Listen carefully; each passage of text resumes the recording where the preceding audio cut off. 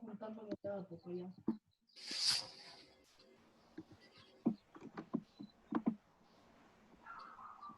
Arriba. Yo lo pondré a la vez.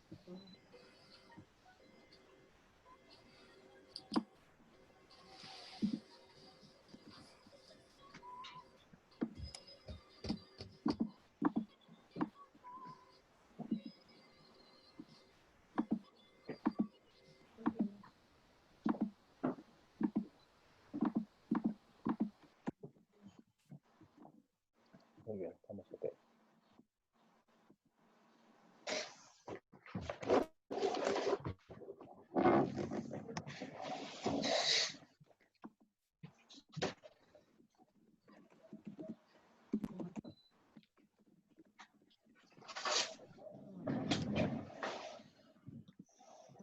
Voy muy avanzado. Ahora si pudiera dar dinero en este juego.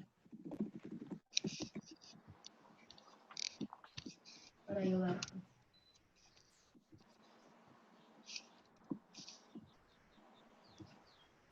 Ahora que se hacen los desafíos de la tortuga, te damos dinero. Llega a 2 millones ya. Llega a 2 millones de bits. A ver, déjame ver. Me imagino que me alcanza. El pastel. No, lo que más te da es la hamburguesa. Lo que más te da es la hamburguesa. Daniela, tienes Vamos con- micrófono abierto. Eso. Yo tengo Perdón.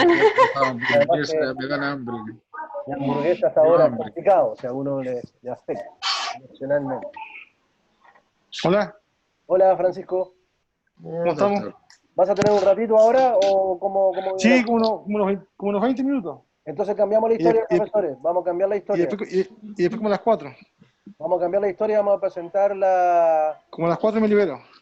historia 7, por favor, para que Francisco vea una de sus historias ahora y a las 4 vamos a ver la Bueno. otra de Francisco. Y cuando no esté Francisco vemos las nuevas. Bueno. Al final, ¿cuántas historias quedaron al final? 4. Vamos a presentar la historia 7 para el grupo 8. Por favor.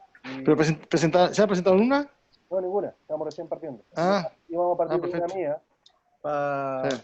Pero como ya hay que aprovechar tu tiempo, Francisco.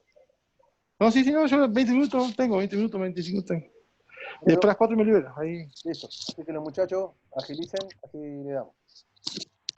Grupo 8. Eso. Ya. ¿Se ve, cierto? Sí, ¿no? Ya. Entonces a nosotros nos tocó la historia clínica 7. Era un paciente de sexo masculino de 64 años que vive en la zona precordillerana con su trabaja criando animales y cultivando hortalizas. Tiene 3 hijos. Respecto de lo que dijo, que era para él difícil acceder al sistema sanitario por la zona en donde vivía, porque vivía en una región geográfica súper alejada como del pueblo. El motivo por el cual consultó fue una nicturia desde hace 2 años y una poliaquiuria de hace 5 o 6 meses. En la anamnesis próxima, menciona que igual ya desde hace 2 años que tiene el mismo problema de que se levanta a orinar en la noche, especialmente en la segunda mitad de la noche, más o menos como a eso de las 5 de la mañana. Pero como él siempre madrugaba, como es del campo, como que se quedaba despierto, no le daba mucha importancia. Pero que poco a poco, y ahora se ha incrementado los episodios de poliaquiuria, y ahora ya llega a orinar entre 10 a 12 veces al día y haciéndosele muy molesto. Aparte refiere a una orina amarilla y limpia, según lo que él describe. Pero también refiere una ropa interior que de vez en cuando está mojada o manchada con orina. Y también refiere a algo de molestia al orinar, pero sin llegar a sentir ardor o dolor. Respecto a la anamnesis remota, se menciona que es hipertenso, que está mal controlado, también tiene una obesidad, porque tiene un IMC de 33%, y pasando los signos y síntomas, respecto a los signos, percute una matidez en la zona suprapúbica, 2 a 3 centímetros sobre la zona del pubis, en el sector medial, y si tiene un abdomen globuloso. Y respecto de los síntomas, tiene una polaquiuria desde hace 5 a 6 meses, como ya decía, orina de 10 a 12 veces diario, nicturia hace 2 años, disuria de esfuerzo. El chorro es intermitente, o sea que se le corta a mitad del acto de la micción. También menciona molestias al orinar y incontinencia urinaria ocasional. El examen físico, según buen estado general, como ya dije, un IMC alto, el abdomen globuloso y con los ruidos hidroaéreos presentes. La palpación va a ser difícil por su abdomen globuloso y un panículo adiposo aumentado. El genital no se describen alteraciones, pero el problema es que el paciente se niega a la realización del tacto rectal. Eso que es súper clave. Ya, pasando al diagnóstico sindromático, nosotros describimos que tiene un síndrome prostático por su disuria de esfuerzo, polaquiuria, disminución de la fuerza del chorro, el chorro intermitente, goteo terminal y globo vesical. Y también describimos que tiene un síndrome urinario bajo por la disuria y la polaquiuria. Respecto a los posibles diagnósticos diferenciales en que pensamos, pusimos adenoma prostático, carcinoma prostático, estenosis uretral, estenosis dermatouretral y fimosis. Los dos primeros como que son los que más estuvimos dudando entre un adenoma y un carcinoma, porque lamentablemente al paciente no se le pudo realizar el tacto rectal, en este caso. Entonces al final nos decantamos por una hiperplasia prostática, que no sabemos si es de causa benigna o maligna, y en cuanto a la etapa, lo pusimos en una etapa 2. Aquí respondiendo un poco a las preguntas que nos hizo el doctor, ¿qué esperamos encontrar según el diagnóstico? Si se realizara el tacto rectal, se vería al realizar el tacto rectal sería indoloro, lo más probable es que fuera indoloro, porque no es una infección, no hay signos de infección, por ejemplo, no hay fiebre, se vería una próstata aumentada de tamaño, que podría ser dura en caso de tratarse de un cáncer, o gomosa en caso de tratarse de una neoplasia benigna, una adenoma, por ejemplo. La superficie sería irregular en caso de carcinoma y en cambio sería lisa en caso de un adenoma. ¿Y qué factores de riesgo presenta el paciente que predispone a esta patología? La edad, la obesidad, la hipertensión que está mal controlada y el hecho también de que le es muy difícil acceder a la atención médica por el lugar geográfico donde él vive, en la precordillera. ¿Qué factores no mencionados en este paciente también predisponen a la enfermedad? La diabetes, los antecedentes genéticos familiares y la edad avanzada y la raza y el grupo étnico. ¿Y qué complicaciones puede presentar el paciente por esta patología? Posibles complicaciones secundarias a la hiperplasia prostática son la retención urinaria, las infecciones urinarias, los cálculos vesicales, el daño vesical y también el daño renal. De hecho, puede progresar una hidronefrosis. No se trata a tiempo. También por transmisión de infecciones desde la vejiga. Héctor, activa tu micrófono, por favor. Héctor.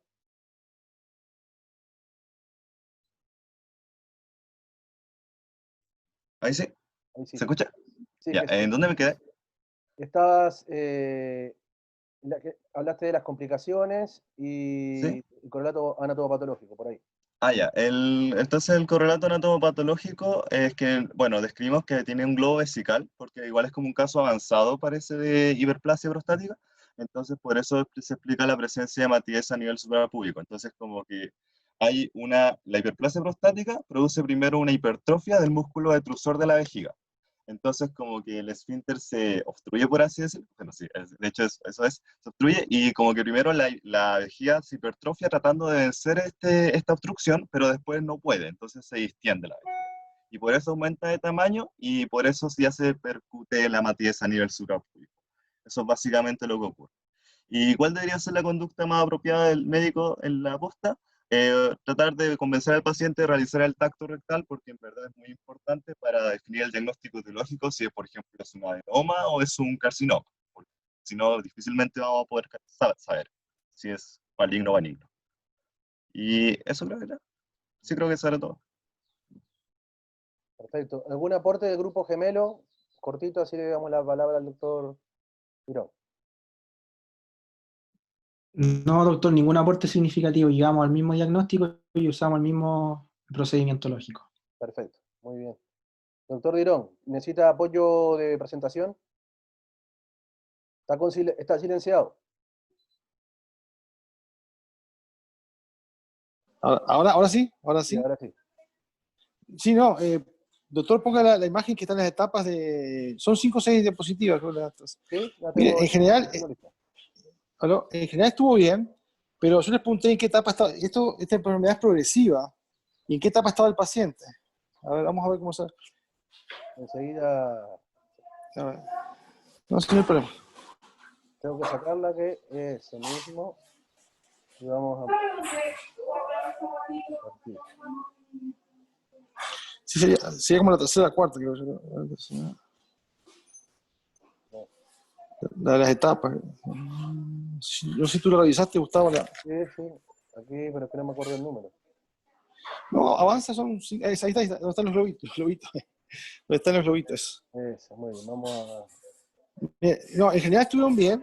El tema es que el diagnóstico diferencial me quedó una duda, porque lo que está enfocado en esta historia clínica, más que nada, es para un médico que está en postas rurales o en campo y que tiene un paciente que claramente, clínicamente, tiene una patología de tipo prostático. Quedó claro a todos que hay un cuadro progresivo de obstrucción urinaria que va avanzando. Esto lo pueden encontrar en internet también, pero esto lo presenté el viernes. Creo que al final no había estudiantes ya, pero esto es la historia clásica de evolución, fase 1, fase 2, fase 3 del síndrome prostático. Y este paciente, creo que no lo mencionaron, yo les pregunté un momento en qué etapa estaba. Entonces, si ustedes ven el cuadro verde, el paciente está en etapa 2. Cuando él comenzó hace 2 años, estaba en etapa 1.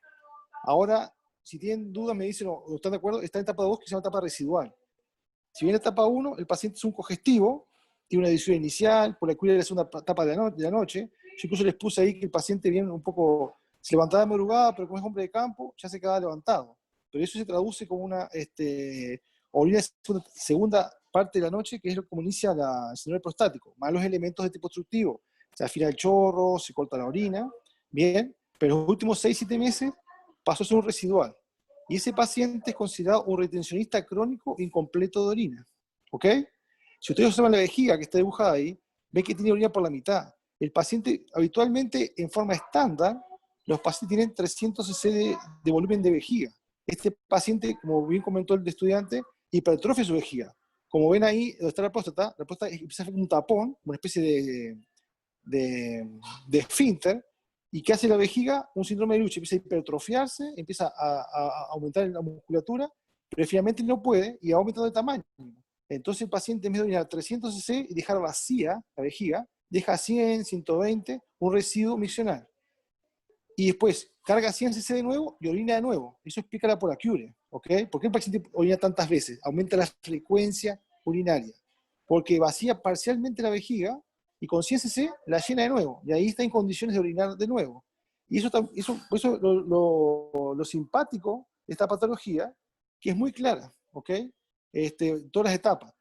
Antiguamente, cuando yo era estudiante, igual que el doctor Constela, veíamos pacientes de etapa 2 y 3. Hoy día, yo no sé doctor Constela, pero es difícil ver estos pacientes tan avanzados.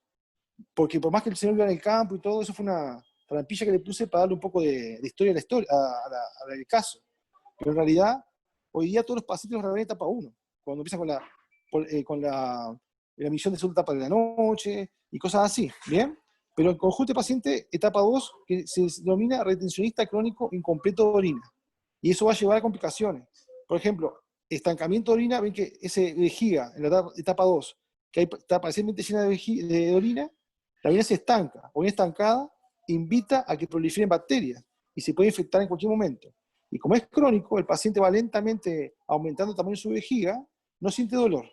Ahora, eso es importante. Y cuando empiezan los diagnósticos diferenciales, ahí decía entre adenoma de próstata y cáncer de próstata. Miren, converso con un urólogo si quieren, pero el cáncer de próstata es poco frecuente. Y tú me comentaban los urólogos, el cáncer de próstata, además de ser poco frecuente, el cáncer, que no quiere decir que haya que pesquisarlo, es de etapas bien avanzadas, de 70, 75 años. Es difícil que ustedes encuentren un cáncer de próstata antes de esa edad y de baja frecuencia. Ahora, el adenoma de próstata, la hiperplasia benigna de próstata, esto es de todos los días. Después de los 55, 56 años o antes, muchos hombres, porque esto es una patología lamentablemente para nosotros los hombres de sexo masculino, empiezan con pequeños síntomas. ¿Bien? Ahora, con respecto a la pregunta del tacto rectal, les comento lo siguiente. usted dice, buscar ese intento rectal. ¿Y qué pasa si están silenciados los estudiantes? ¿Están con...? No, pero pueden activar su micrófono si quieren hablar. Sí, sí. En su Sí, momento para- mire, la pregunta es la siguiente. Ahí comentó el estudiante que él lo hace intento rectal. Yo les digo, hombre de campo, con cierto machismo, todo lo que quieran. No, yo no quiero doctor que me ponga un dedo en el poto. Así nomás les dice. ¿Qué hacen con el paciente? Por eso esta historia está enfocada a estudiante de pregrado, médico de familia, CEFAN, que llega este paciente. ¿Qué hacen con el paciente? Estamos claros que tenemos un paciente etapa 2 residual y no tenemos intento rectal. ¿Qué hacen con el paciente? ¿Cuál es la conducta que hace? Esa es la pregunta. ¿Alguien quiere responder?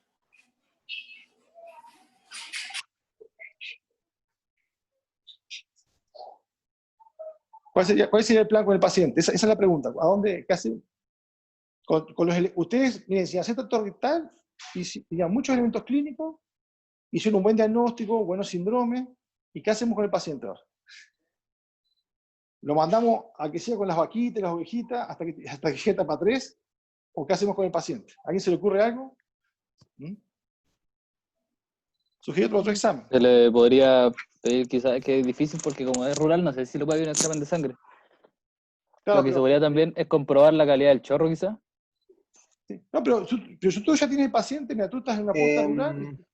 Quizá, si, bueno, si es que, como usted decía, si es que los signos y los síntomas son claros, quizá empezar con algún tratamiento, como si es que la clínica es muy clara, si es que no lo podemos convencer por lo que usted decía. Sí, la clínica es clara. Ya dijimos que tiene un diagnóstico retencionista en etapa 2. Mira, lo que hay que hacer es derivarlo. Aquí te digo el chat porque tú no lo puedes ver. Sí. Alison dice, sugerir otro examen. Joaquín Vallejo dice, tratar de convencerlo. Jaja. Natalia Fuentes dice, pienso igual. Jaja. Así que eso es lo que... No, sí, a lo mejor puede ser derivarlo y pedir antígeno prostático o no. Mira, derivarlo sí. El antígeno prostático también se puede pedir, pero se lo van a pedir de todas formas, pero tiene poco valor. Pero mira, ¿a dónde yo voy a enfocar mi pregunta? Paciente medio rural que lleva un médico de posta, el paciente que hay que llevarlo a urólogo. Hoy día, esta patología es patología auge. Entonces, ustedes después revisen la ficha clínica, la guía clínica, con esta sintomatología, ustedes ya pueden hacer una interconsulta auge a atención secundaria. Bien, está bien orientado que ustedes pueden pedir un antígeno prostático, podemos intentar hacer intento rectal, pero aunque le hagan intento rectal, lo importante de este paciente es que el paciente ya perdió tiempo de ser intervenido o tratado en etapa 1, ¿me entienden?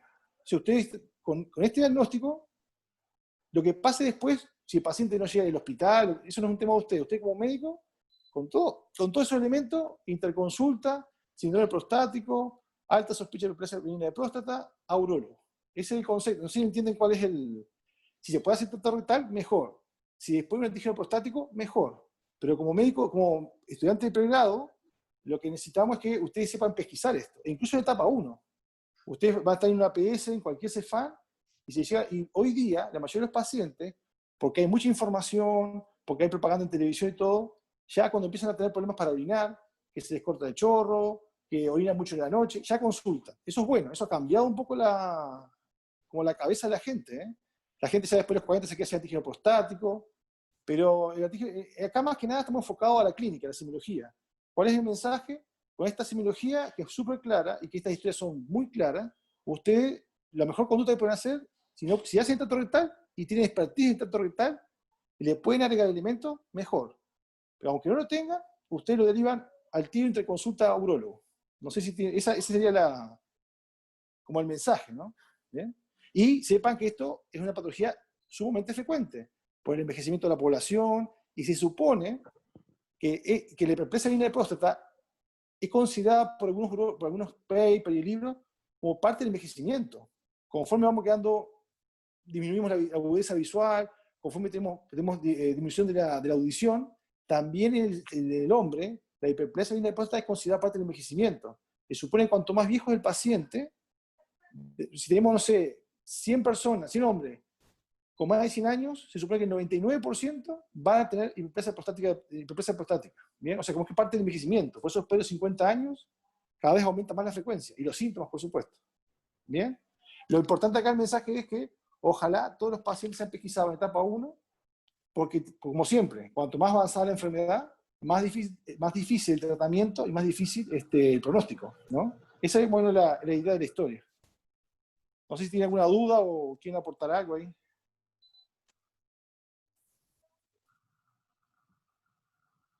Muchachos, ¿Aló? Sí. ¿alguna duda? No sé, doctor Contreras, si usted le pasa, doctor Contreras, sí que aportar algo, porque es una historia bien frecuente, eso todos los No, días. yo le en la decía PS. que, bueno, dentro de la elección de historia, yo le puse una relativamente no tan simple, una difícil, y la de ustedes son muy claras, o sea, son dos historias claras, que el diagnóstico no debería ser dificultad hacerlo, pero que es muy importante porque son patologías muy frecuentes.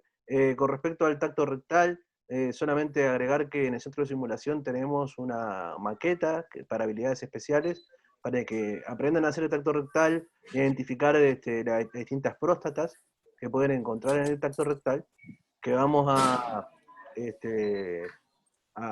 poder usar. Así que eso lo vamos a usar y yo me comprometo también a ayudarlos en hacer algún taller cuando podemos juntarnos, porque es bueno entrenar. Una de las razones por las que los médicos no hacen, cuando sea, Macari, cuando sea, no hacen tactos rectales porque no saben, o sea, no se animan.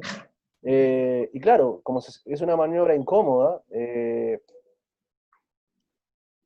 están buscando casi que el paciente diga no me lo haga, o prefiero que no, doctor, pero si uno tiene seguridad en lo que está haciendo y sabe reconocer, qué bueno poder entrenar en el simulador para que cuando uno vaya al paciente tenga un poco más de idea, y bueno, y tomarlo como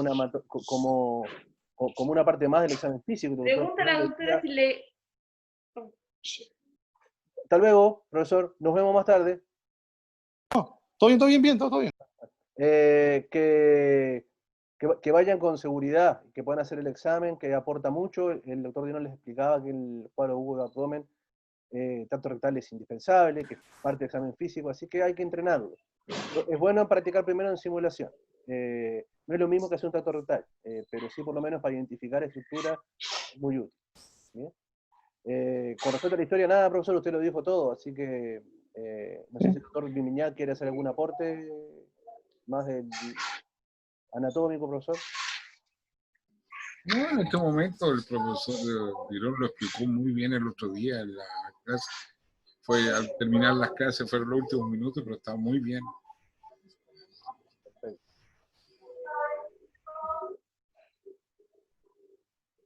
Sí, lo único que le quisiera aportar, doctor Constela, para los jóvenes, que ¿me escuchan? Sí. Que se supone que los urólogos son los expertos en tacto rectal.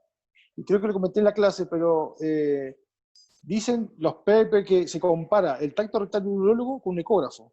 O sea, sin duda que hay que pedir una ecotomografía de próstata a un paciente, pero dicen que un urólogo experto es tan asertivo como una ecotomografía. Eso es lo que dicen los papers. O sea que, apoyando lo que usted dice, si uno se hace experto en tacto rectal, va a recibir un montón de información. Exacto. Y por supuesto que es una maniobra también desde el lado del paciente que tiene mucho más de cultural que de físico. Es un examen que en realidad no es tan incómodo, no es tan molesto. Uno no se levanta todos los días pensando que lo examinen, ni siquiera le toquen la guata y menos un tacto rectal. Pero hay toda una cultura detrás de todo esto que dificulta el examen. Que también hay que educar a los pacientes y es parte más del examen. O sea, hay que hacerlo, es una forma de prevenir, es la única manera de prevenir. Se van a encontrar muchas veces que va a llegar el paciente a pedir el antígeno prostático. Por favor, hágame el antígeno prostático porque yo no sé y además no quiero que me tacte. El antígeno prostático está demostrado y las recomendaciones internacionales de los elementos preventivos no recomiendan hacer el antígeno prostático como examen preventivo. Genera más daño que beneficio porque da muchas situaciones que son confundentes y pueden hacer que al paciente se le apliquen exámenes o tratamientos innecesarios, que es lo que se conoce hoy como prevención cuaternaria, evitar dañar al paciente. Y para eso las instituciones internacionales que recomiendan de distintos elementos preventivos, para cada caso nos dicen cuáles se recomiendan altamente y cuáles no se recomiendan. O sea, el antígeno prostático no se recomienda. Después vamos a tener más tiempo y eso significa que no se pueda pedir. que esta, lo vamos a hablar un poquito, ¿no? Un médico que pide un antígeno prostático no se equivoca, no es tan mal médico, pero puede pedirlo y puede estar en la razón al pedirlo, porque el contexto de su relación con el paciente puede entender de que es necesario hacerlo. Pero si vemos un tema de recomendación poblacional, no resuelve el problema. Lo que sí está recomendado es el tacto rectal. El tacto rectal tiene que ser de un médico entrenado. Para eso no vamos a entrenar. Yo sé que estamos en condiciones inhóspitas ahora, pero ya pronto volveremos a estar en otro tipo de condiciones, y hay que sacarle todas las oportunidades que tengamos con las habilidades que se pueden desarrollar en el centro de simulación. Doctor Dirón, lo dejamos tranquilo y lo esperamos para las 4 y seguimos con la otra historia. Ay, listo, nos vemos. Chao, gracias. Vale. Chao. Ahora sí, antes que nada, Daniela está de cumpleaños, ¿es así? ¿Alguien puso la cumpleañera? ¿O estuvo? Sí. Cantémosle un feliz cumpleaños primero y después vamos a la historia que corresponde. ¿Quién parte? Sí, por fin. Te deseamos A ti. Cumpleaños, Daniela. Que los Cumplas feliz. Perfecto, José. Los peores cantos que he visto en estos años, pero igual el corazón es lo que importa. Ahora sí. Bueno, ¿les parece que volvamos a lo que estábamos cuando llegó el doctor Dirón? Grupo 2, historia 4.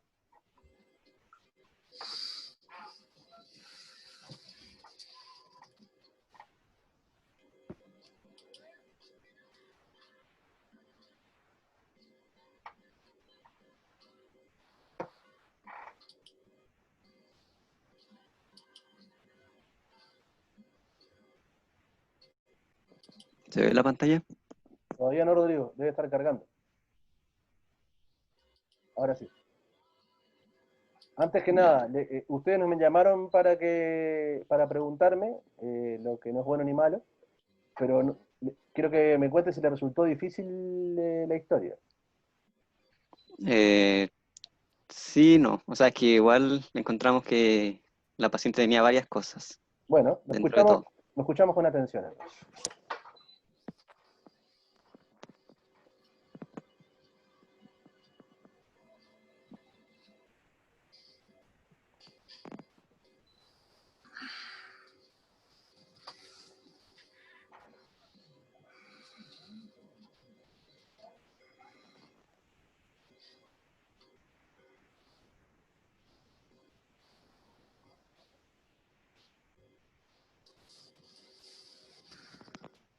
Ya.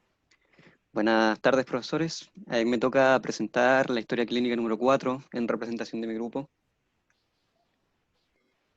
En antecedentes generales tenemos a una paciente, mujer de 73 años, que procede de Rauco. Su motivo de consulta es un dolor en ambas fosas lumbares. Como anamnesis próxima, tenemos que el dolor comenzó hace 3 días, y en ambas fosas lumbares es de tipo cólico, intenso y de aparición brusca. No se irradia y está acompañado de sudoración fría. También relata en esos días que presentó calambres en ambas piernas al realizar tareas y en reposo. Tuvo fasciculaciones, prurito leve, piel seca no descamante. También tenía inversión de ritmo del sueño. Presentaba hematomas fáciles. También relata que tenía polifagia y polidipsia, pero no poliuria. Niega que haya abandonado la medicación, pero en los últimos 4 meses tuvo un adelgazamiento de 20 kilos, que no se relaciona a anorexia. En la anamnesis remota tenemos que la paciente tiene hipertensión arterial desde hace 20 años con cifras máximas de 260 milímetros de mercurio, pero está tratada con régimen y medicación. También hace 11 años la paciente fue diagnosticada con diabetes mellitus tipo 2, que está tratada con dieta y con hipoglucemiantes orales. Y ha sido múltiples veces internada por infecciones urinarias. Dentro de sus antecedentes familiares no presenta ni diabetes ni hipertensión arterial. En los signos y síntomas de la paciente tenemos importante como signo que presenta piel seca no descamante, un adelgazamiento de 20 kilogramos, orinas claras, espumosas con sedimento. También presión arterial elevada, hematomas fáciles y prurito leve. En los síntomas tomamos en cuenta el dolor tipo cólico, intenso, de aparición brusca, sin irradiaciones y acompañada de sudoración fría. Presentó calambre en reposo, fasciculaciones y oliguria. Determinantes de la salud tenemos dentro de ellos, como los biológicos, que a paciente tiene sexo femenino, tiene 73 años de edad, la diabetes mellitus, la hipertensión arterial y las múltiples infecciones urinarias. Como antecedentes ambientales tenemos que procede de Rauco. Su estilo de vida es un régimen alimentario para diabéticos y el sistema sanitario no hay información al respecto de este. El examen físico general deja ver que la paciente se encuentra brevilínea, abotagada, con somnolencia bradisíquica y eupneica. Tiene una impresión adelgazada con disminución de las masas musculares y del panículo adiposo. Pasando al examen físico segmentario, se observan las pieles mucosas hipocoloreadas. La piel está pajiza y amarillenta, seca, pero no descamante, y presenta equismosis en el muslo. El examen cardiovascular permite palpar el choque de punta en el quinto espacio intercostal, por fuera de la línea de referencia. Este se encuentra disminuido en intensidad. El ritmo regular es de 84 latidos por minuto. Se encuentra el segundo foco aumentado en el foco aórtico. Tiene un soplo sistólico en la punta que se irradia a la axila y presión arterial de 160 sobre 80 milímetros de mercurio.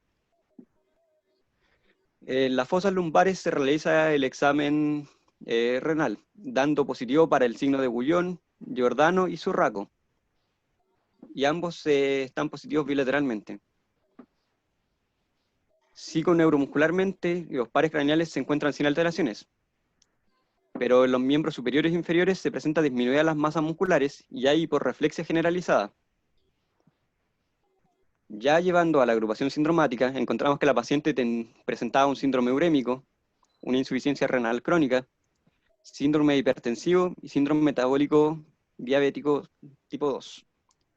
Y creemos que la paciente tiene una pielonefritis aguda que fue agravada por una insuficiencia renal crónica. Dentro de los diagnósticos diferenciales podemos nombrar nefrolitiasis por el dolor que presentó la paciente, neoplasia por la afectación general del estado de la paciente o la insuficiencia renal crónica que mencionamos. Como fisiopatología, primero vamos a abarcar lo que pensamos que es la pielonefritis, ya que la paciente al ser diabética tiene de 3 a 4 veces más riesgo de una bacteriuria asintomática.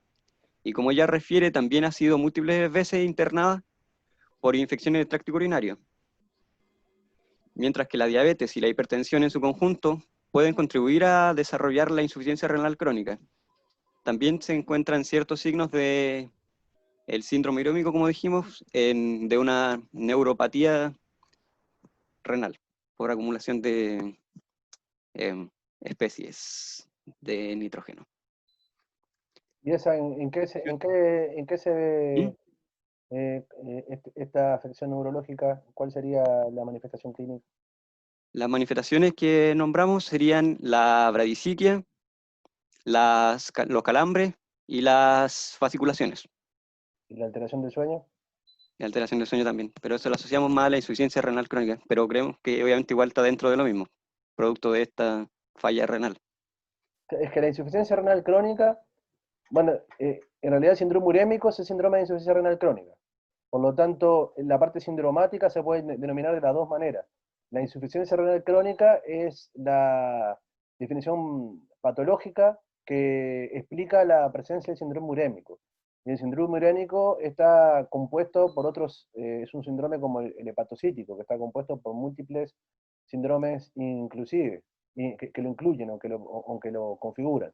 Dentro de ellos está el psiconeuromuscular. Dentro del psiconeuromuscular está, dentro de lo psicológico, todas las alteraciones que decíamos, inclusive la del sueño. Lo neurológico incluye, por ejemplo, los reflejos que tiene afectado, lo muscular, la pérdida de la masa muscular, y tú dices que eso es parte del síndrome psiconeuromuscular del síndrome urémico. Después tiene un síndrome anémico, tiene un síndrome pigmentario, tiene un síndrome hemorragíparo, que también forman parte del síndrome urémico, y el síndrome de repercusión general puede ser por el síndrome urémico, pero también puede explicarse parte del mismo por el síndrome metabólico que tiene la paciente, que ustedes muy bien evidenciar. Continúa, concluye. Concluyendo, tenemos que la paciente, debido a su edad, su sexo y sus antecedentes de diabetes mellitus e hipertensión arterial, se puede sospechar que el dolor proviene de una patología del tracto urinario, sumado a la información de que presenta infecciones del tracto urinario de forma recurrente. Y de acuerdo a los resultados del examen físico y la anamnesis que se pudo realizar, se llegó a una agrupación sindromática donde incluimos los síndromes ya mencionados, como urémico, insuficiencia renal crónica, hipertensivo y diabetes mellitus. Como usted describió también, dentro de todo eso, los síndromes neuromusculares. La agrupación lleva a pensar que la paciente presentó una pielonefritis, que fue lo que más agravó en el último tiempo, pero ya tenía antecedentes de la insuficiencia renal crónica. A ver el grupo gemelo, ¿qué piensa de este razonamiento? ¿Qué aportes tiene? Yo con ellos también conversé, o sea, con ellos sí conversé. Tampoco les di muchas respuestas, pero solamente algunas pistas, así que vamos a darle la palabra.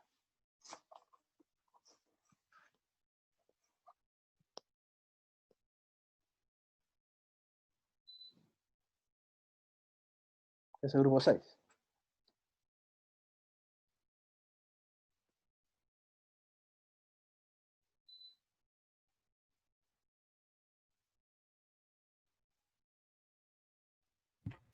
¿Aló? ¿Sí? ¿Se escucha? Se escucha perfecto. Sí. Ya. Bueno, nosotros como grupo, después de que hablamos con ustedes, nos habíamos quedado principalmente con lo que había dicho el grupo gemelo. Sin embargo, como no llegamos al mismo así como diagnóstico, nosotros nos quedamos con el síndrome urémico asociado a la insuficiencia renal crónica.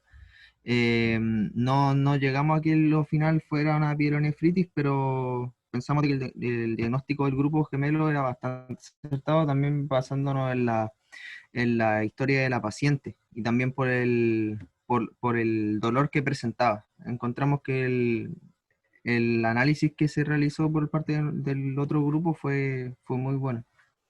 Muy bien, Cristóbal. Sin duda, la pielonefritis está presente, está muy bien plantearla. El motivo de consulta del paciente, de la paciente es el dolor. Y el dolor es por la pielonefritis. Y la pielonefritis, uno podría decir, pero bueno, doctor, pero no tiene un síndrome urinario bajo. ¿Cómo puede tener una pielonefritis? Sí, por supuesto que puede tener, y más en un paciente diabético, y tiene todos los elementos de la afección renal de la infección, como el dolor lumbar, que es de tipo cólico, y sobre todo los signos de Gullón, Zurraco y Giordano. ¿Qué saben de esos signos? ¿Conocen esos signos? ¿O cómo se pueden llamar también? Entonces los puse así, adrede, por si lo escuchan con esta terminología, los entiendan, y también un poco por un poco de homenaje a dos de los tres médicos, porque hay uno que no me gusta mucho homenajearlo por su historia, pero es parte de la historia de la medicina, así que no hay que mezclar las cosas, el otro Zurraco. Pero,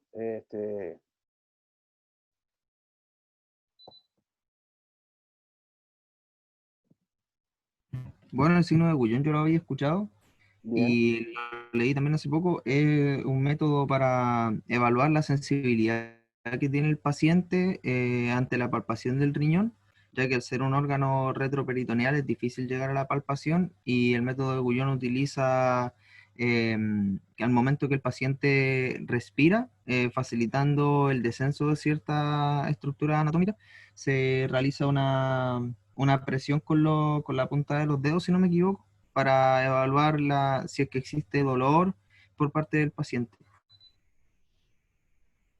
muy bien.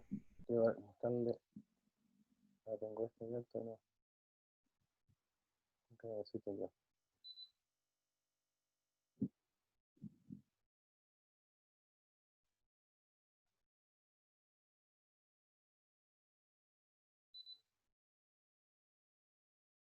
Ahora sí. Acá.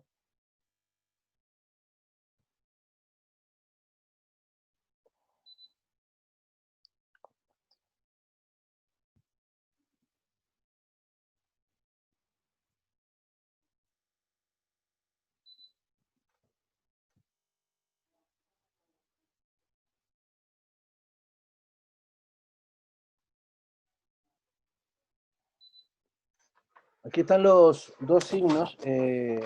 Surraco sí se puede mencionar, Giordano el que en la historia que ustedes si quieren pueden leer. Pero son equivalentes a los puntos costo muscular o costo vertebral, que son clásicos en la semiología para justamente el diagnóstico de las afecciones renales y sobre todo asociadas a pielonefritis. El costo muscular o de Surraco se busca entonces la extremidad anterior del onceavo espacio intercostal, donde es cruzado por el borde anterior del dorsal ancho. Y justo corresponde al punto donde este nervio del onceavo nervio intercostal da el perforante letoral. Y el costo vertebral o de Gullón se explora en la unión del borde inferior ya de la costilla 12 con el borde externo de la masa muscular de la gotera vertebral. Están en el dibujo. Ahí en este caso corresponde la rama perforante posterior del duodécimo intercostal en el punto que se hace superficial. Son puntos de referencia, dolor referidos a la afección renal, que muy bien explicaba el compañero, a veces se hace difícil de inspeccionar de otra manera. Y por último, la maniobra de Giordano, que es, no es punto, maniobra de Giordano, es un equivalente a la puño percusión que se hace, solo que se puede hacer, ojo, la maniobra de Giordano en general se hace con la cara lateral de la mano, esa es la maniobra que describe en su oportunidad este médico italiano, pero también se describe como maniobra de Giordano haciéndolo con el puño, así que tampoco está mal decir que uno está haciendo la maniobra de Giordano haciéndola con el puño, solo para que lo tengan presente por si lo escuchan por ahí. Pero si le dicen costo vertebral, costo muscular, les pueden preguntar a qué se refiere, porque es ahí el punto doloroso, y ya le explicamos en la diapositiva anterior. ¿Sí? Doctor, ¿Sí? pero si yo hago la maniobra de Giordano empuñando mi mano, Ujú. ¿puedo decir que si el paciente siente dolor es Giordano positivo o en las otras es Gullón o Surraco positivo? En cada una de las maniobras ese positivo, si tú lo haces con el puño, ¿Mm? en realidad yo te recomiendo que hables de maniobra de puño percusión, pero pudieras hablar Eso de nomás. maniobra de Giordano positivo y nadie te puede decir nada, es correcto, Ya. porque está publicado así en varios lugares. Pero Giordano lo hace con la cara lateral de la mano. Y el Gullón y Surraco, opuesto costo vertebral y costo muscular, uno lo describe como positivo si hay dolor cuando examina esos sitios anatómicos. Y te hace pensar en una afección renal y sobre todo una afección infecciosa o que afecte la cápsula renal que esté distendida, que genera dolor. ¿Sí? Vamos a compartir. Eso. Está muy bien. Entonces dijimos, viene por dolor cólico lumbar, tiene una pielonefritis aguda en una paciente que probablemente puede tener también una pielonefritis crónica, ha tenido múltiples infecciones, que tiene un síndrome urémico, que es la manifestación clínica de la insuficiencia renal, por lo tanto no estoy tan de acuerdo en hacer los dos síndromes, solo uno, y el otro es la explicación patológica del síndrome urémico, que ya hablamos que puede tener entonces una configuración con distintos subsíndromes, pero ahora viene la parte interesante. Además tiene un adelgazamiento importante, pero sin anorexia, que uno cuando piensa en un cáncer, por ejemplo, espera encontrar anorexia. Nosotros siempre le decíamos que anorexia más adelgazamiento, importante, adelgazamiento sin anorexia, habitualmente no sé, tenemos dos patologías así referentes, que es el cáncer de esófago y la diabetes, como para que ustedes no se olviden, son patologías bien distintas, pero estos pacientes adelgazan con hambre, ¿bien? Y este paciente más que nada, porque tiene polifagia y polidipsia, así que tiene un síndrome metabólico que es característico de la diabetes mellitus, que tiene hace 11 años, eso es importante, no son tantos años ni tampoco tan pocos, ¿bien? Por lo tanto, ahí se nos genera una parte de la explicación de este adelgazamiento, que además tiene un componente del síndrome urémico, de la afección psiconeuromuscular, que es habitual que pierda masa muscular los pacientes con insuficiencia renal. Además de eso, tenemos que pensar, bueno, ya llegamos, un paciente que tiene una diabetes mellitus, que tiene un síndrome metabólico, que tiene una pielonefritis ahora, que tiene una insuficiencia renal crónica, que se manifiesta con un síndrome urémico, pero nos podríamos preguntar, ¿por qué tiene la insuficiencia renal? Este paciente tenía orinas espumosas, eso también nos orienta a alguna cosa, pero ¿cuál será la causa de la insuficiencia renal de este paciente? ¿Alguien puede decirme? Cualquiera. ¿O cuál puede ser la causa?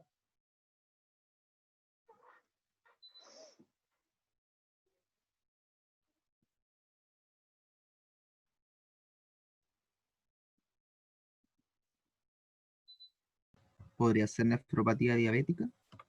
Y la glomerulopatía y la nefropatía diabética, ¿cuál es la causa? La patogenia.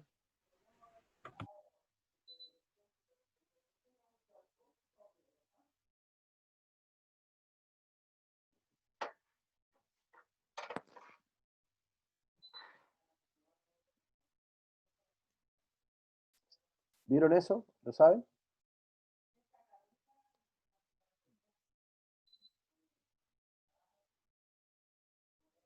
Porque ustedes me están diciendo, sí, la diabetes es una de las posibles causas de la insuficiencia renal en este paciente. Yo les digo, sí, es posible.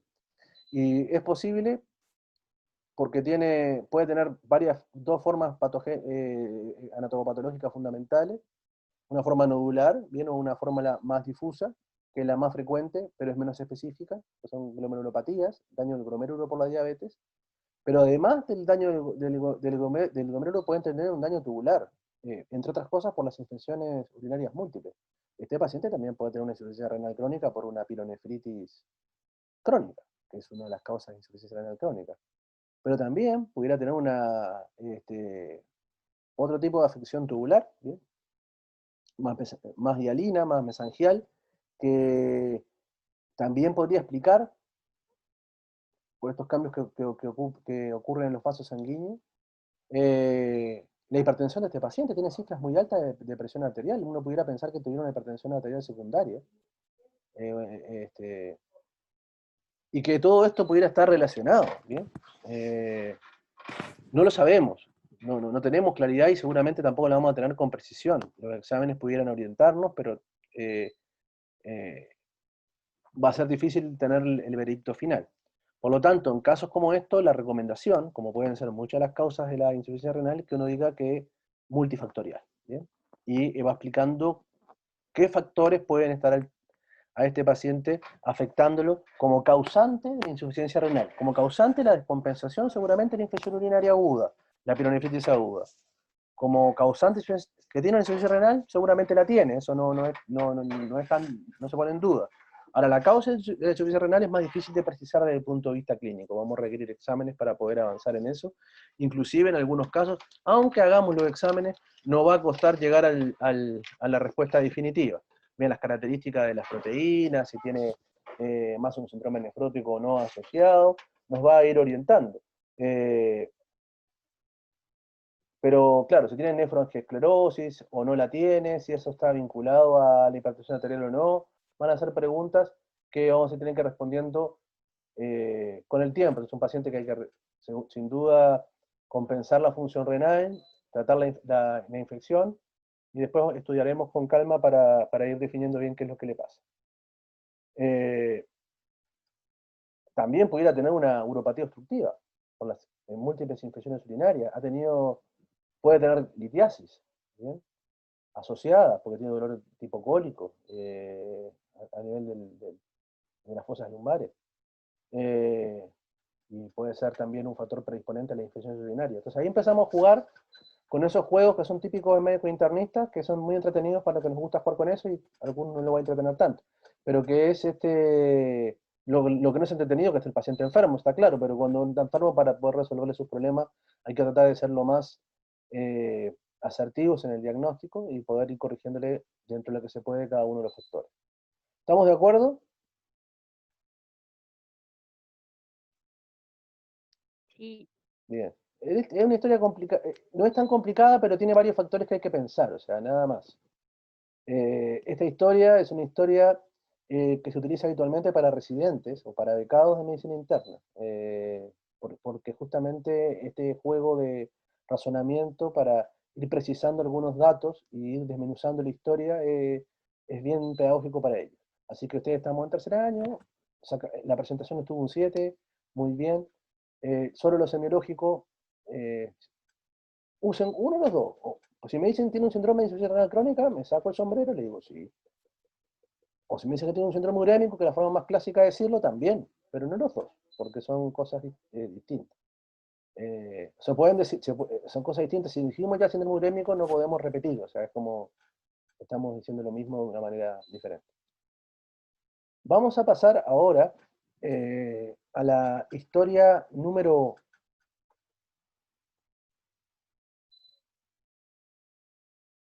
No, se perdió el feliz cumpleaños, Daniela, no lo puedo creer. Sí, me lo perdí.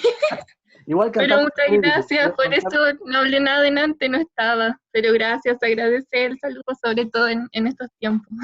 No se preocupe, porque, mire, le voy a compartir en el momento el link de YouTube para que si usted quiere lo pueda ver cuando quiera. Estamos en vivo, así que Ya. todo el país. Vamos a compartir Muchas gracias. el link, que me había olvidado de hacerlo. Así que vamos con eso.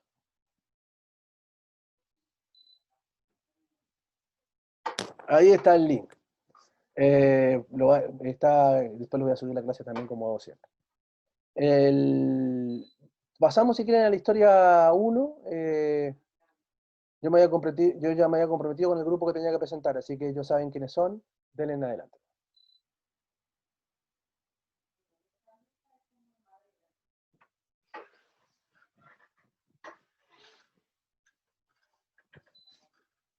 ¿Se ve? ¿Se escucha? Sí. Ya. Bueno, buenas tardes. A nosotros nos tocó la historia clínica número 1. Nuestra paciente es una paciente de sexo femenino de 19 años, estudiante de tecnología médica, procedente de Talca, soltera. En la anamnesis próxima, la paciente consulta que hace 4 días presenta disminución en su frecuencia miccional, siendo esta de color oscuro, turbia y con espuma persistente. Además presenta cefalea, dolor lumbar y sus párpados amanecen hinchados, por lo cual acude al médico. En anamnesis remotas tenemos que presenta faringoamigdalitis a repetición desde hace 5 años. La abuela materna falleció con secuela de insuficiencia renal crónica hace 5 años. Y consumo de eritromicina y antiinflamatorios. En sus signos y síntomas presenta como signos fiebre de 39 grados Celsius, pulso de 110 latidos por minuto, respiratorio, o sea, 24 respiraciones por minuto, poliadenomegalia en región cervical, dolor a puño percusión en región lumbar. Como síntomas presenta oliguria, orina oscura, turbia y espumosa, ya que lo refiere ella, cefalea, dolor lumbar y párpados hinchados en las mañanas. Como agrupación sindromática, agrupamos que tiene un síndrome nefrítico, síndrome febril, síndrome doloroso y síndrome hipertensivo. Y nosotros como diagnóstico presuntivo creemos que es una glomerulonefritis post-estreptocócica, ya que la paciente presenta faringoamigdalitis a repetición desde 5 años y últimamente había presentado una de hace 15 días y estos síntomas aparecieron 11 días después. Esta glomerulonefritis post-estreptocócica se da por depósitos en la pared del glomérulo de complejos autoinmunes, lo que activa el sistema de complemento y causa inflamación, lo que causa una hematuria microscópica. Causa de su exudación, proliferación mesangial, lo que causaría su oliguria, su edema, y la paciente además presentaba hipertensión arterial, que tenía 160, 90, si no me equivoco, pero se nos olvidó ponerlo.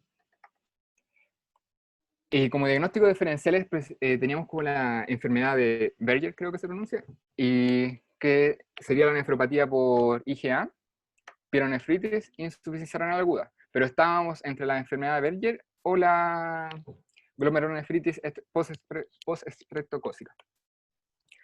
Y para diferenciarlas tenemos que la nefropatía por IgA presenta hematuria macroscópica. En el caso de la post-estreptocócica presenta microscópica y cilindro hemático.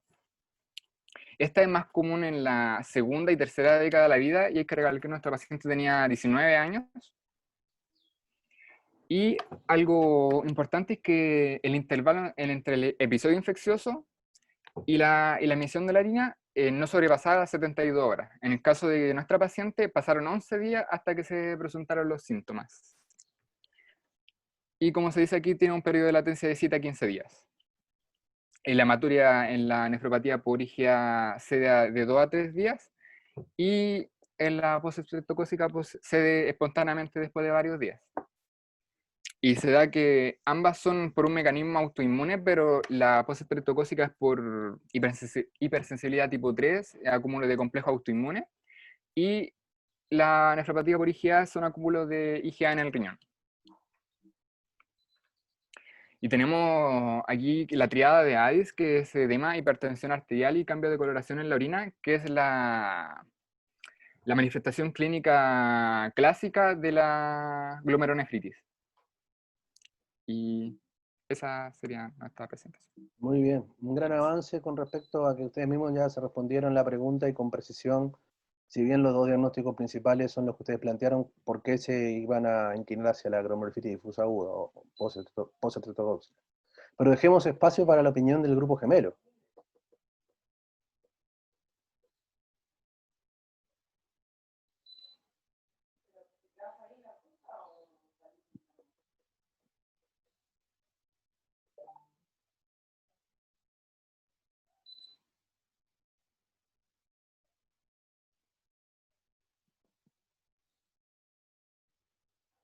¿No hay opinión?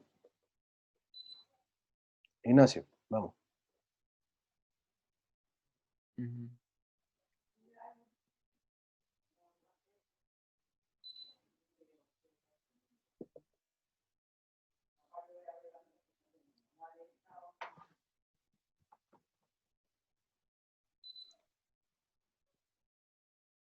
No sé qué en el grupo gemelo.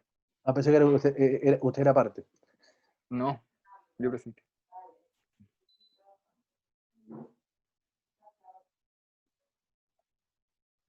Bueno, si no hay opinión, quien calla otorga, vamos a decir que están de acuerdo, les voy a compartir,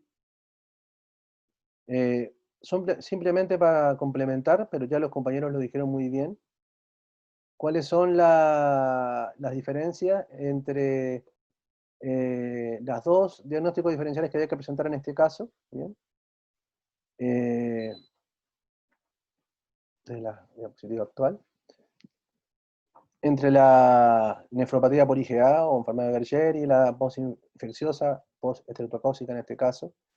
Como muy bien ellos lo dijeron, menos de 3 días en la mayor parte de los casos, menos de 5 días, así como a reventar. Y la postinfecciosa entre 10 a 21 días. No presentaron en el cuadro porque no era parte de la historia, pero uno pudiera preguntarse si hay episodios de hematuria recurrente, y es bastante frecuente que esto ocurra en la nefropatía por IgA, pero no es así, es muy raro que eso sea de esa manera en la glomurulopatía postinfecciosa, postestreptocócica. Por los mecanismos fisiopatológicos, la hipocomplementemia es rara que se encuentre en la nefropatía por IgA y es muy frecuente en la postinfecciosa. Y con respecto a la resolución o curación del caso, generalmente la nefropatía por IgA es persistente, el paciente queda con una microhematuria persistente, sin embargo la postinfecciosa o postestreptocócica en la mayoría de los casos se resuelve sin dejar secuelas. ¿Bien?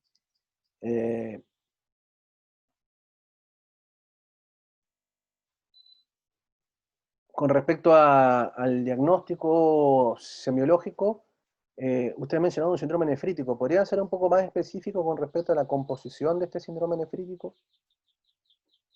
¿Cómo se configura?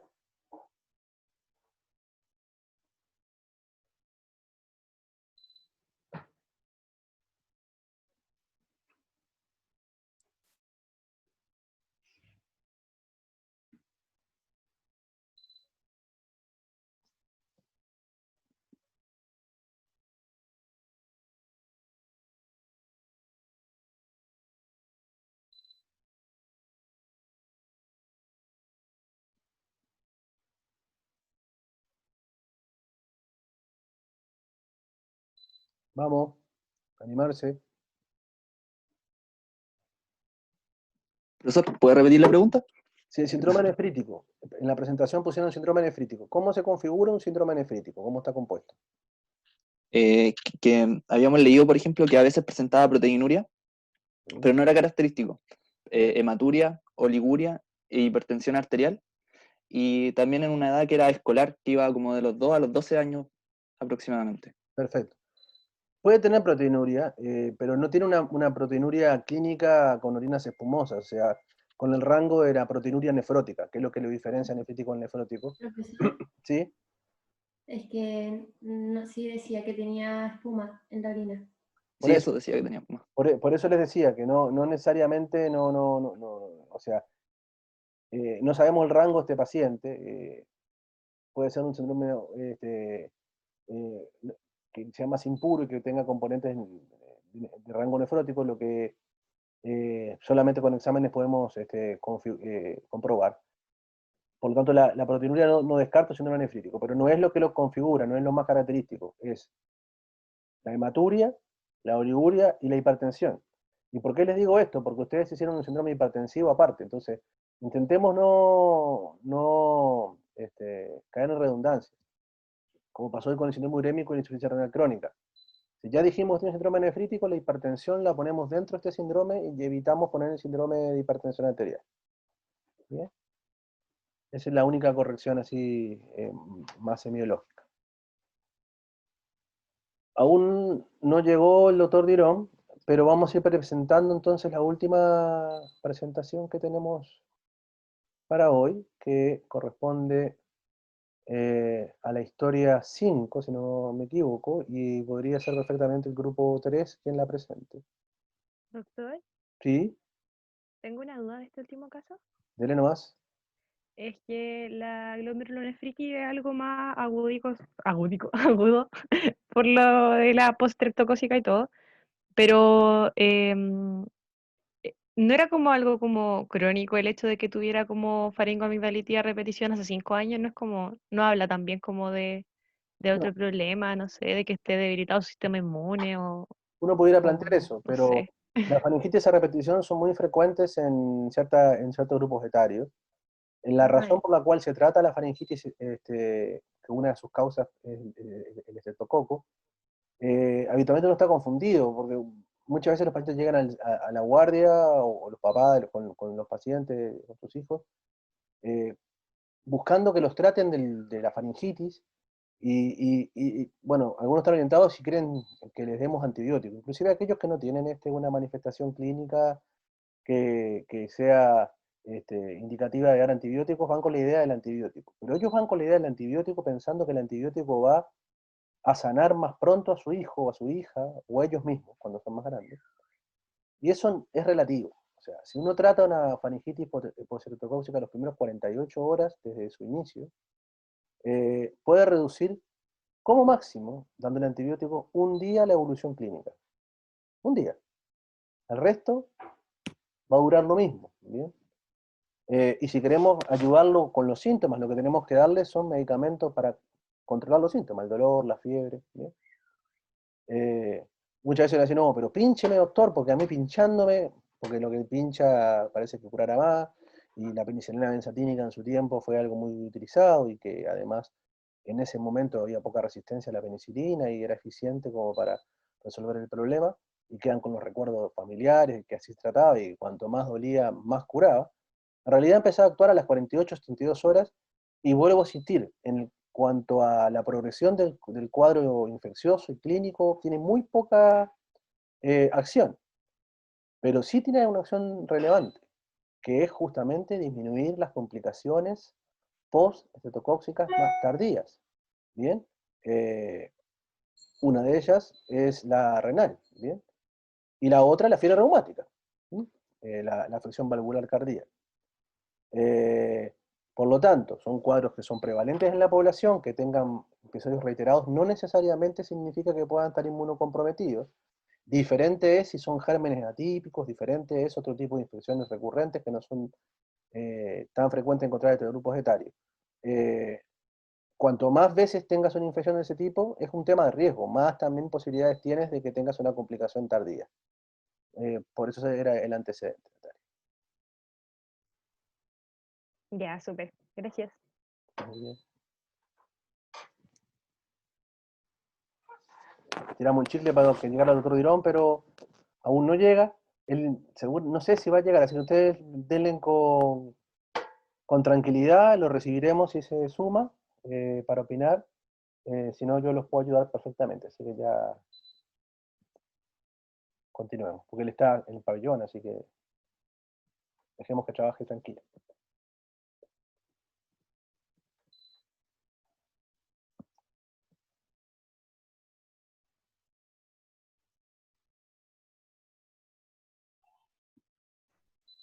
¿Se ve ahí, profe? Ahora cargó, sí, perfecto. Ya. Entonces, buenas tardes a todos. A nuestro grupo le tocó la historia clínica número 5. Y ahí no puedo cambiar. Tenemos que el paciente era un paciente de sexo masculino, de 29 años de edad, cuya ocupación era un trabajador de construcción, y su motivo de consulta fue un dolor en la fosa lumbar derecha. En la anamnesis próxima tenemos que el paciente describió un dolor de comienzo brusco a nivel de la fosa lumbar derecha de forma leve. Decidió continuar trabajando, pero con el tiempo este dolor se intensificó y por ende decidió acudir a la consulta. ¿Ya? Y dentro como de la historia que relató también comentó que esta era la tercera vez que le ocurrió un cuadro de este tipo y la primera vez que le sucedió fue hace un año, para el 18 de septiembre, dolor que se calmó con el uso de unas gotitas que no especificó. Y la segunda vez también acudió a urgencias, le indicaron suero y lo derivaron a su CEFAM, pero no acudió por motivos laborales, así que no se controló mayormente. Dentro de los signos tenemos que el paciente se presentó con una presión arterial de 130 con 75 miligramos de mercurio, con un pulso de 90 ciclos por minuto, una frecuencia respiratoria de 22 ciclos por minuto, no presentaba disnea y estaba saturando oxígeno al 98%. La auscultación y la palpación estaban normales y a nivel de la orina presentaba una hematuria coagulada, que se describe posteriormente.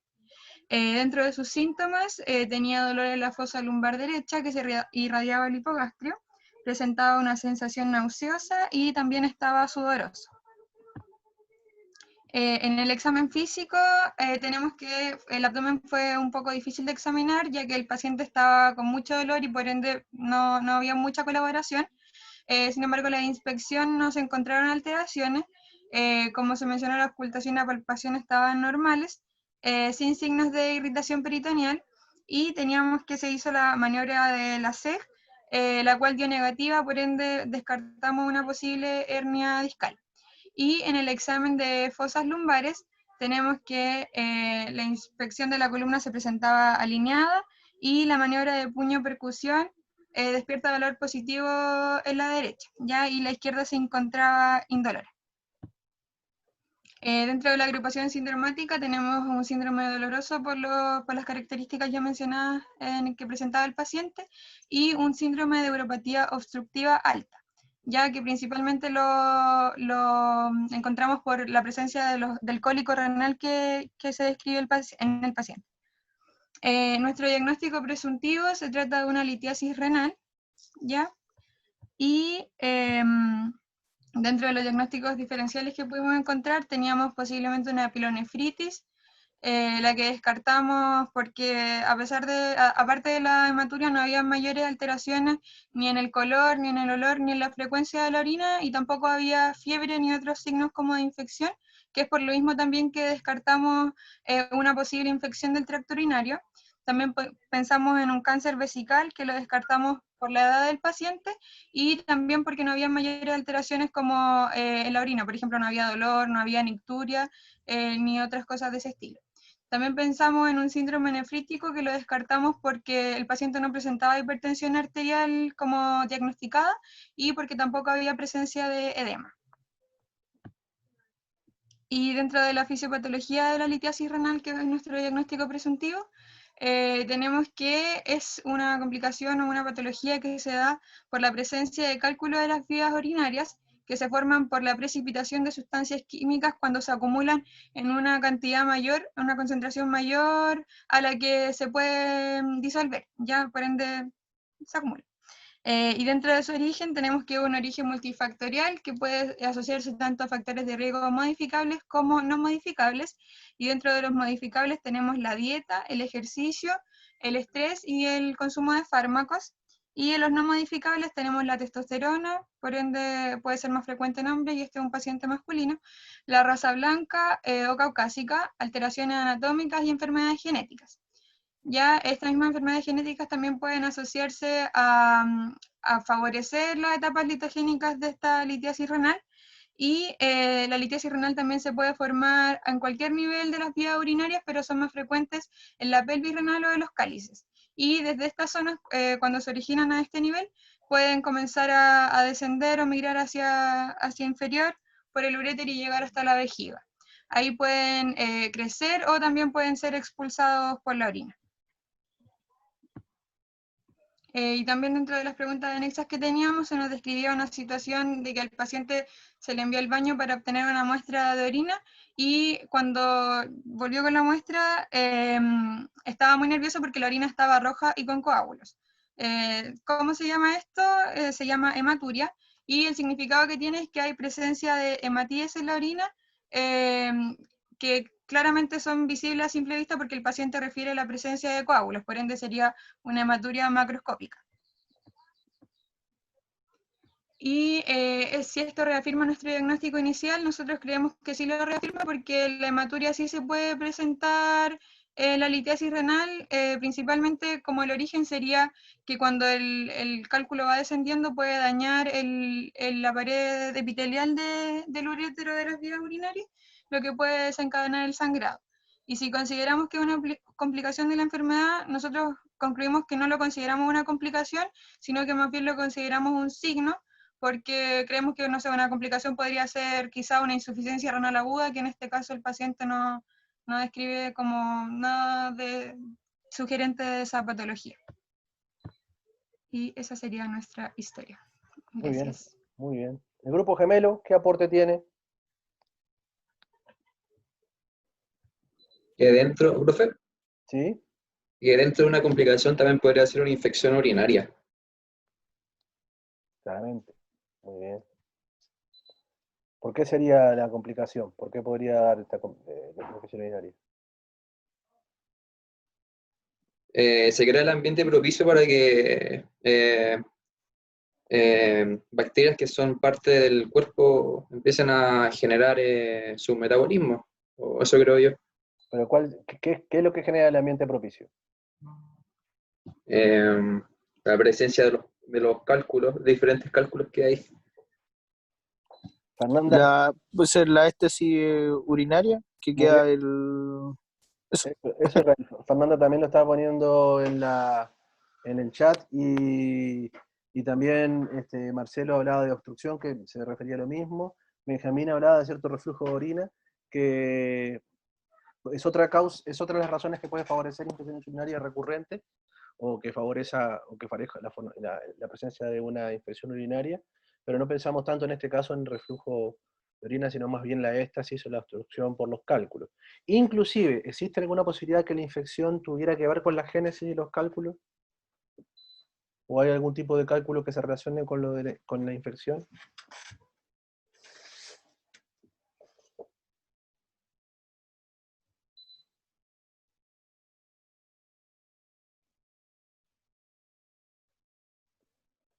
También puede ser debido a que es un paciente joven, sin factores de riesgo como trascendentes para tener estos cálculos, y están los cálculos de estructura, por lo que investigamos que se deben como a infecciones. Perfecto, lo que quería que cálculos de Chubita, que además son uno de los cálculos de más difícil tratamiento, pues son como coraliformes, van tomando la forma del aparato de excreción renal y son más difíciles de tratar por litotricia, y a veces pueden ser responsables de los pocos casos que se requiere cirugía para resolver la litiasis renal. Cirugía invasiva, porque la cirugía no invasiva, a través endoscópica, cada vez se utiliza más, y a través de cestillas se pueden sacar también los cálculos cuando no se puede resolver por litotricia. pero en los estrubitas a veces es difícil, están muy pegados, y justamente el origen de los mismos es como si fuera una colonia infecciosa, en donde hay depósito de minerales y bacterias. ¿Bien? Esos son los cálculos de estrubita. Perfecto, no creemos que sea este el caso que tenga cálculo de estrubita, pero ya que estábamos hablando de la instrucción, era bueno también recordarlo. Bueno, una excelente presentación. Yo, de todas formas, voy a compartirles un poquito lo que me envió el Torrirón para que cumplir con su deseo. Volví. Ah, muy bien. Entonces, no sé Recién entré, no sé en qué estaba. Bueno, yo creo que hicieron un excelente análisis. Si quieren, le pueden mostrar las conclusiones. No, pero en realidad, en realidad lo que dice la presentación, no sé si lo hablaron. Lo Nada. importante es el diagnóstico diferencial. No sé qué comentario hicieron, pero. Diga usted lo que tenga que decir y ahí vemos. No, mira, hay unos datos en la historia clínica que dice que él tuvo 2 episodios previos. Uno para el 18 y otro para el verano. Y eso más que nada lo puse por una trampilla, porque 2 cosas importantes. Los cólicos nefríticos generalmente se dan en el verano. Hay como una incidencia estacional. ¿Qué quiere decir eso? Que se hace sintomático en el verano, se deduce a eso, a que la gente toma menos líquido, hay hidratación. En el verano se dan más casos de nefríticos. Y también cuando hay mucha fiesta, mucha bebida, mucha comida, también se dan. O sea que es de esperar que cuando hay un evento en verano o mucha fiesta, haya más consulta en urgencia por cólico nefrítico. Ese es un dato. Y otro dato, que no le pasa a este paciente, pero habitualmente las crisis se dan en la noche, en la tarde, en la noche. Este paciente empezó en el día, pero si usted le llega a la urgencia un paciente con este cuadro después de 8, 10 de la noche, también dice las casuísticas que se dan, por alguna razón, vinculada con el manejo de los líquidos y todo eso, se da en la noche. No sé si quieren que eso, como dato freak, como así. Muy bien, muy bien. Pero no sé si ellos llevan el diagnóstico y todo eso, más o menos. Sí, pero son cuadros más o menos. ¿Y qué dijeron del sangrado? No sé qué dijeron del sangrado. Bueno, dijeron que se denominaba hematuria, que podía ser originado por... Estaba sin audífono. No sé qué dijeron del sangrado. Yo preguntaba al final. Cuéntenle ustedes, muchachos, así ya le cuentan al doctor. Y, dijimos que en vez de las preguntas, que lo que describió el paciente al final era una hematuria que por las características que se presenta en la orina era una hematuria macroscópica. Y la causa la misma. Que la causa podía ser porque cuando el cálculo iba descendiendo por las vías urinarias podía dañar la pared de estas mismas vías y ahí provocar el sangrado. Y que si confirmábamos el diagnóstico inicial, sí, por esta misma causa. Esta podía ser como la etiología de la hematuria. Y si lo consideramos una complicación, dijimos que no y que lo consideramos más un signo que una complicación de la litiasis. Claro, está perfecto. Y más que nada, mira, porque eso también es una cosa clásica de la semiología nefrobiológica, que generalmente cuando hay un cuadro doloroso, primero es el dolor y después el sangrado, generalmente estamos hablando de un cólico o un cálculo urinario. Y habitualmente las hematurias, en teoría, eso sea benigno. Las hematurias aisladas y que no son dolorosas, y también depende de la edad y el sexo, hacen pensar más en algo maligno. Generalmente los tumores urinarios, de riñón, de vejiga, son bastante silenciosos, ¿bien? No dan muchos síntomas, dan síntomas tardíos, algunas hematurias medias hasta inocentes, pero más que nada para eso, que el orden es, duele y después sangra. Eso como que asegura más un poco el diagnóstico de cólico nefrítico, ese orden. Mientras ibas conversando, yo les mostré las diapositivas que ellos mismos lo habían ya. desarrollado con la historia, pero para que las tuvieran y aparezcan también en el video de la grabación. Igual el PPT lo voy a activar, está en el Educando. Sí, otro dato interesante de la práctica clínica es que generalmente los pacientes se presentan así, entran como corriendo a la urgencia pidiendo por favor un calmante. Y a veces cuando van a ver que también ocurre que, como el cuadro ya el paciente conocido, tiene un cólico, a veces ni siquiera se le examina. Se le pone una vía endovenosa, se le calma un poco al paciente, porque a veces si está tan excitado el paciente, tan nervioso, con tanto dolor, que si se prefiere pasar la analgesia endovenosa y después cuando está más tranquilo, ahí recién se examina. Es un caso que para que también tengan un dato, un detalle nada más. Sí, a ¿Bien? propósito de eso, yo tengo un par de experiencias que voy ahora sí voy a compartir tu otra presentación de nuevo para remarcar, creo que tú lo mencionas en uno de ellos, sí lo mencionas, que es el último de los cuadros agudos de abdomen que aparece como diagnóstico diferencial. A mí me tocó vivir 2 veces cuadros que se interpretaron inicialmente como litiasis renal y resultaron ser disecciones de aorta. Tuyo. Por lo tanto, hay que tratar de calmarlo al paciente, pero siempre es bueno igual tratar de examinarlo un poquito al comienzo, porque si es una disección de aorta, uno de los casos, el examen fue la autopsia. Porque claro, que hicieron lo que muy bien dice el doctor Dirón y que lo que se hace prácticamente, y que es de uso común, que es tratar de calmarlo, porque vienen desesperados. Claro, igual seguramente ese paciente, que además fue en un lugar rural y todo lo demás, no hubiera tenido la posibilidad de salvarse de igual manera, aunque el médico que la recibiera, al verla en chat dijera disección de aorta, porque la gravedad del cuadro y la evolución del mismo y la distancia a un pabellón en donde pudiera resolverse, con suerte además, porque aunque estuvieran en el pabellón, tal vez tampoco hubiera sobrevivido. Sí es cierto que hay diagnósticos diferenciales y la disección de aorta tiene esa característica. Muchas veces vienen desesperados de dolor, con muchos síntomas neurovegetativos acompañantes. Y en eso se puede parecer, el dolor no es de tipo cólico, un dolor es distinto. Pero bueno, dentro de lo distinto, por eso el doctor muy bien lo puso como diagnóstico diferencial. Yo quería comentarlo porque tuve 2 veces viví lo mismo. Una de las veces se salvó el paciente, se pudo trasladar y se operó y continuó vivo. En el otro caso no.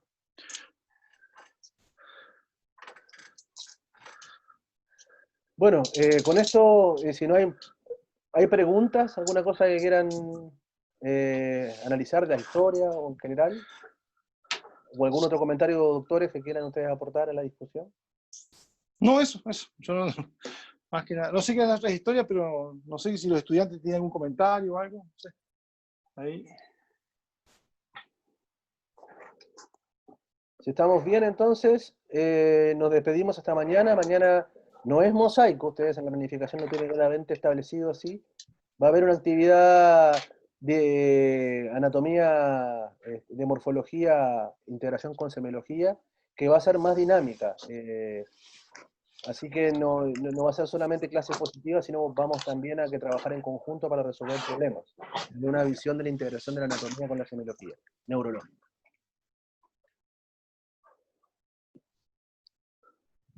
Muchas gracias, Natalia. El doctor Dirón se preocupa mucho en enviar lindos casos. Tienen más casos, lo pueden ver todos, y me pueden hacer preguntas sobre estos casos o al doctor Dirón, porque no nos da el tiempo para hacer los 7, y de repente, bueno, uno siempre quiere tener más tiempo para cada tema, pero tenemos que avanzar, si no nos quedamos sin partes de... No sé si comentaron el caso de retención aguda, si no llegó el doctor, ¿no? Ese fue el que menos le gustó. Ese dice que está muy mal elaborado, así que decidimos no. Usted me dijo que no lo presentara, profesor, que priorizara. No. Pasa que ese caso, cuento simplemente un dato freak, ese es un caso real, de un paciente mío hace 2 meses, así que... Tienen imágenes y todo en ese caso, por supuesto respetando la privacidad del paciente. Esa imagen no es del paciente. No, esa imagen es el examen. Sí, no, pero esa imagen es de un banco de datos, no es del paciente. La historia está modificada para que no coincida con la realidad. Pero no, para que sepa que es una historia real, si llegan a tenerla, y que también es común eso, por otras causas. Pero más que nada se la puse para diferenciarla con la disciplina prostática. Que también la patología nefrourinaria es muy importante, las patologías agudas de las patologías crónicas. Y eso también es bien interesante. Perfecto. Y hay otros casos más de historias que también podemos conversar cuando ustedes quieran. Si una ley tiene dudas para resolverla, lo hacemos por otras vías. ¿Cuál es el tema de la duda por lo de los hijos? Que yo había leído algo en el chat, pero me perdí un poco, ¿no? ¿O es bromita? No, la Vivi lo había preguntado hace un rato. ¿Y por qué era eso? Ese era el caso del síndrome prostático, ¿no? Sí, que lo que pasa es que el doctor Dirón parece que había dicho que el número de hijos está relacionado como con la probabilidad de No, de desarrollar hiperplasia, pero no sé, a lo mejor lo escuchamos mal. no. No, es que por eso me resultó extraño, por eso no hay una relación que demostrada en ese sentido. No. No, porque hasta donde sé no hay relación con eso. ¿Alguna otra pregunta? Entonces sí nos despedimos. Nos vemos mañana en el taller de integrado. Les mando el Ok, link. chao. Les mando el link. Gracias. Chao, gracias, doctor Dirón, gracias, Octavio, y gracias a todos. Chao, profes. Chao.